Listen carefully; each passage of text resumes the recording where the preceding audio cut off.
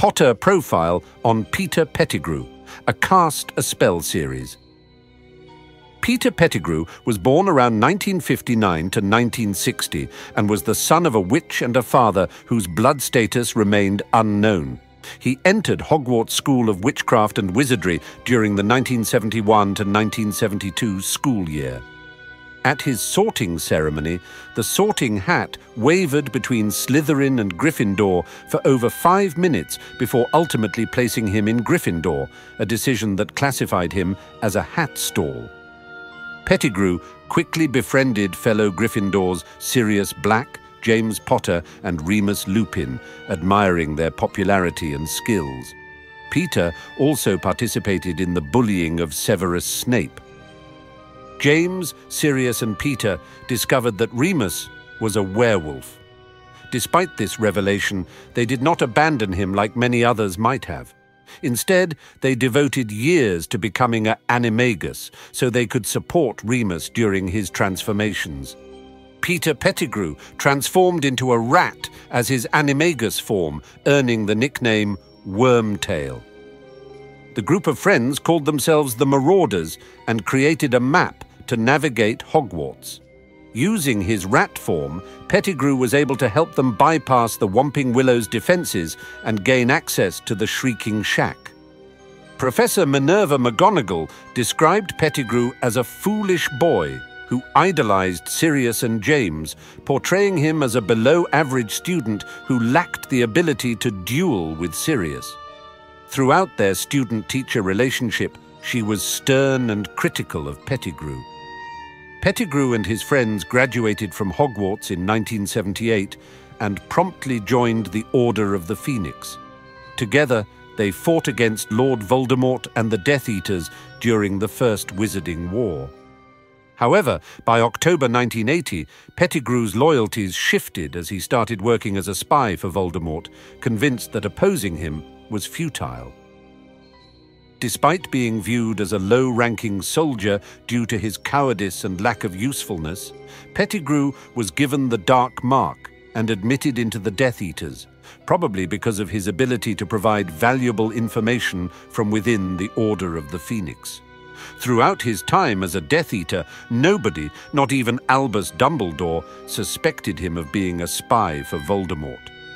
It is highly likely that Pettigrew was responsible for the Order's significant losses in the later years of the war by leaking the identities of its members to the Death Eaters, resulting in them being hunted down and killed, sometimes alongside their loved ones and occasionally at the hands of Voldemort himself.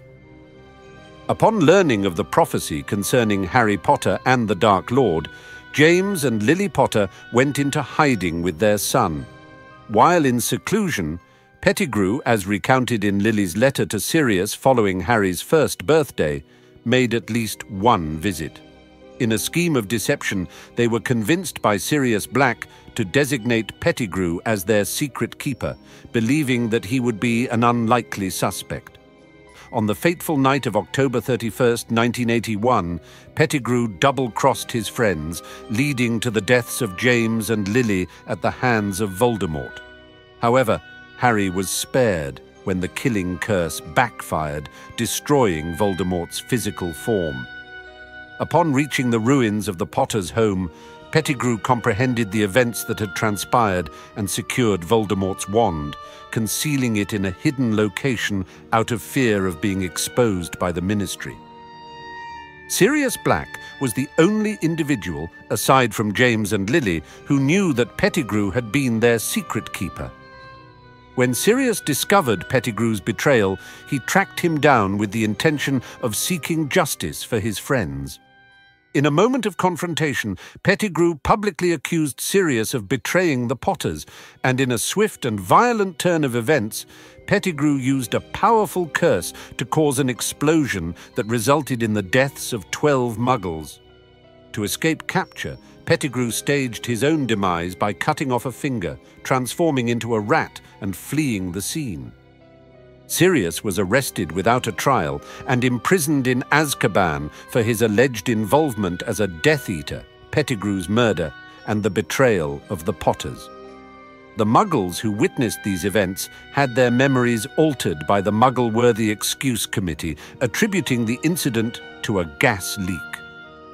Unjustly, Pettigrew was posthumously awarded the Order of Merlin, First Class, for his alleged confrontation with Sirius.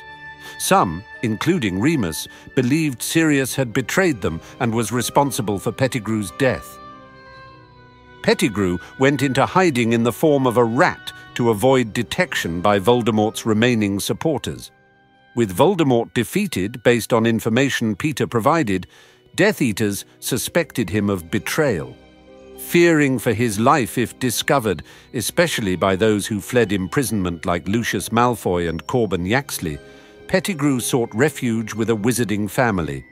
He eventually ended up in the care of Percy Weasley and later Percy's younger brother Ron, where he lived comfortably under the name Scabbers.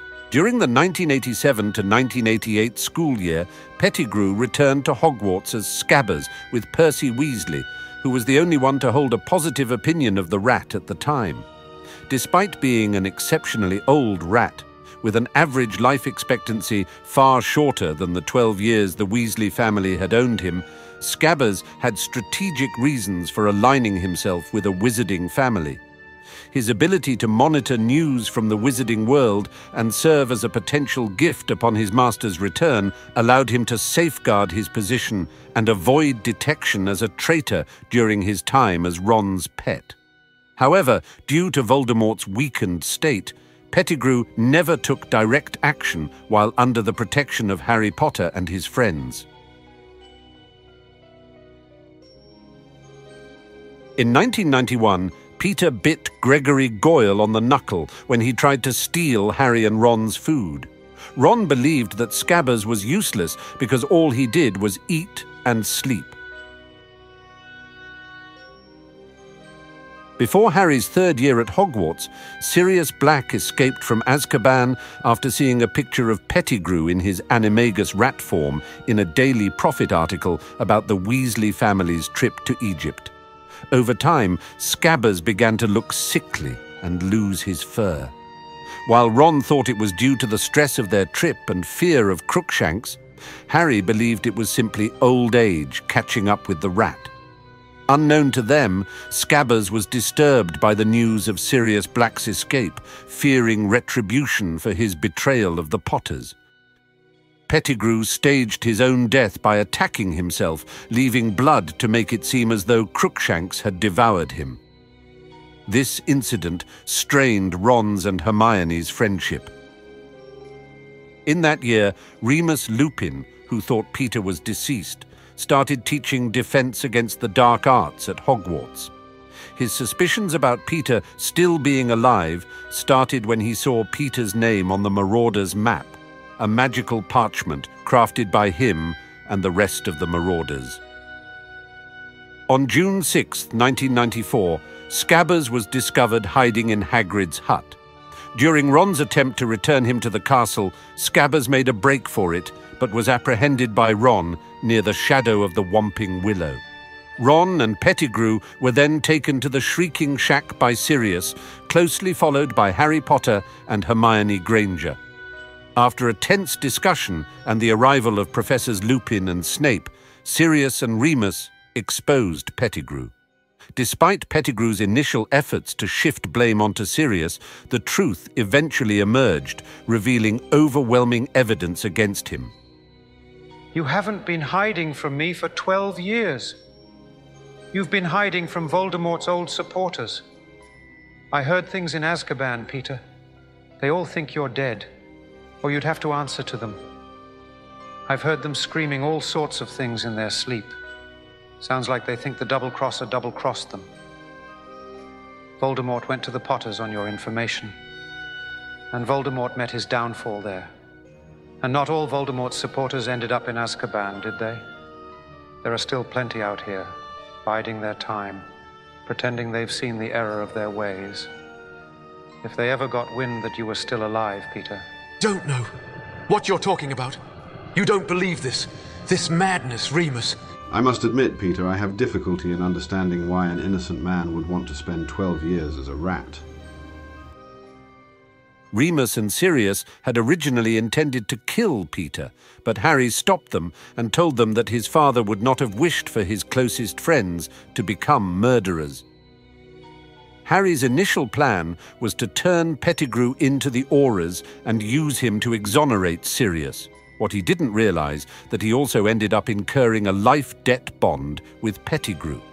The plan was ruined when the full moon rose, and as Remus had forgotten to take his wolfsbane potion after discovering Pettigrew's name on the Marauder's map, he transformed into an uncontrollable werewolf.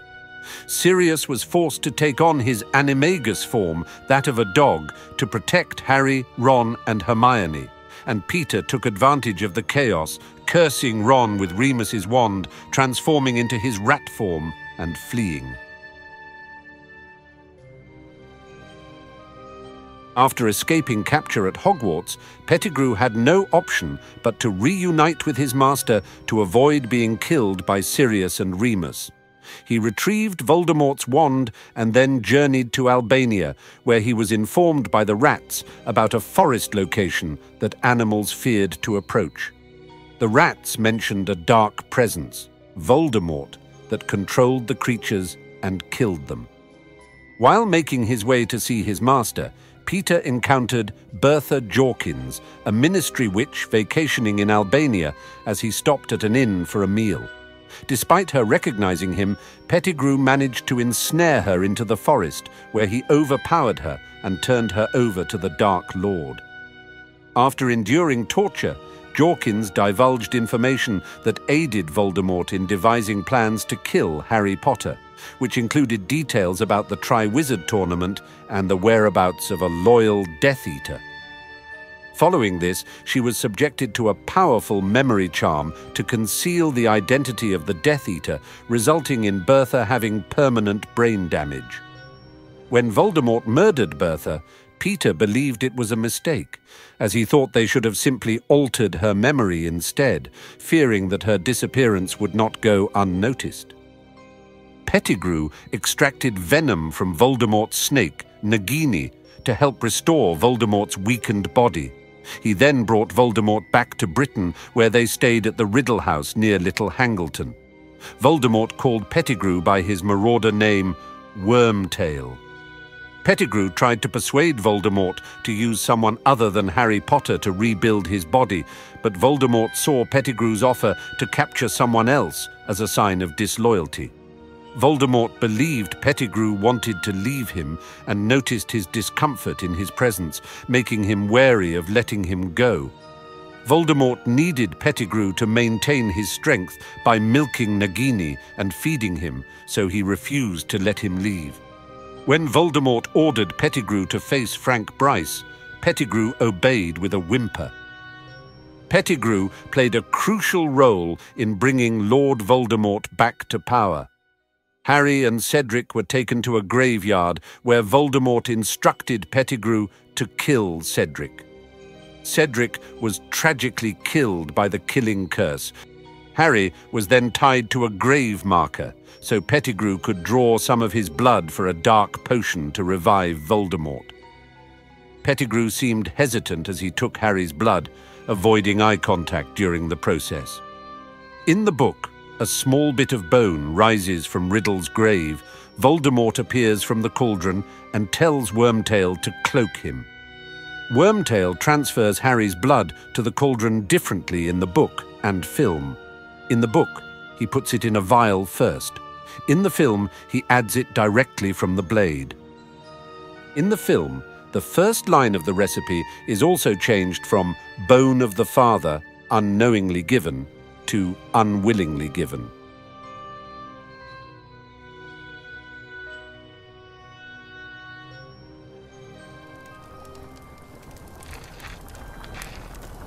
Bone of the father, unknowingly given, you will renew your son.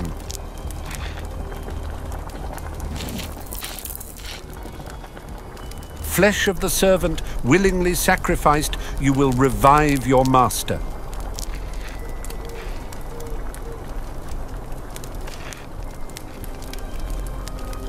Blood of the enemy, forcibly taken, you will resurrect your foe.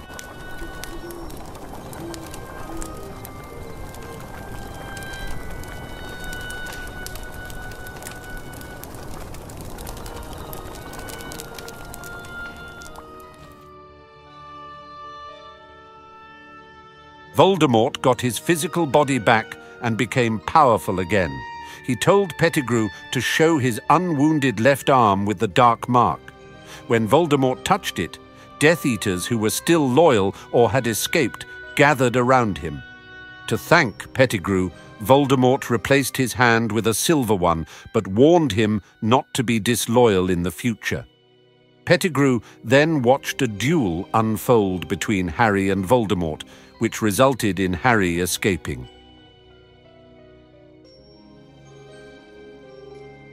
In mid-1996, Pettigrew was assigned to assist Severus Snape at Spinner's End. However, Snape treated him as a servant, giving him tasks like cleaning and guest reception. Pettigrew was present at the house when Narcissa Malfoy pledged the unbreakable vow to Snape, with Bellatrix Lestrange as the witness. Snape asked Pettigrew to leave the room because he caught him eavesdropping at the door, a behavior Snape claimed was frequent for Pettigrew. In the summer of 1997, Pettigrew was at Malfoy Manor, the Death Eaters' headquarters. He was tasked by Voldemort to watch over the prisoner Ollivander and ensure his silence in the cellar. Pettigrew also received a new wand from Ollivander under duress. Additionally, he monitored Charity Burbage, a Hogwarts professor, during a meeting where Voldemort fatally cursed her and fed her to Nagini in front of the Death Eaters. In April 1998, during the Second Wizarding War, Harry Potter and his friends were captured by Snatchers and taken to the manor where Bellatrix Lestrange interrogated and tortured Hermione Granger. She was trying to find out how they had obtained Godric Gryffindor's sword, believed to be safe in her Gringotts vault. Meanwhile, a noise from the cellar below caught their attention, leading to Pettigrew being sent to investigate. Ron and Harry, now free, tackled as he opened the door. Ron successfully disarmed Pettigrew. Pettigrew then started to strangle Harry, but Harry reminded him of the life debt he owed for saving him. You're going to kill me? Harry choked, attempting to prise off the metal fingers. After I saved your life, you owe me, Wormtail. The silver fingers slackened. Harry had not expected it. He wrenched himself free, astonished, keeping his hand over Wormtail's mouth. He saw the rat-like man's small, watery eyes widen with fear and surprise. He seemed just as shocked as Harry at what his hand had done, at that tiny, merciful impulse it had to betray, and he continued to struggle more powerfully, as though to undo that moment of weakness. And we'll have that, whispered Ron, tugging Wormtail's wand from his other hand. Wandless, helpless, Pettigrew's pupils dilated in terror. His eyes had slid from Harry's face to something else. His own silver fingers were moving inexorably towards his own throat. No. Without pausing to think, Harry tried to drag back the hand, but there was no stopping it. The silver tool that Voldemort had given his most cowardly servant had turned upon its disarmed and useless owner. Pettigrew was reaping his reward for his hesitation, his moment of pity. He was being strangled before their eyes. No. Ron had released Wormtail too, and together he and Harry tried to pull the crushing metal fingers around Wormtail's throat, but it was no use. Pettigrew was turning blue. "Relatio," said Ron, pointing the wand at the silver hand, but nothing happened. Pettigrew dropped to his knees, and at the same moment Hermione gave a dreadful scream from overhead. Wormtail's eyes rolled upward in his purple face. He gave a last twitch, and he was still.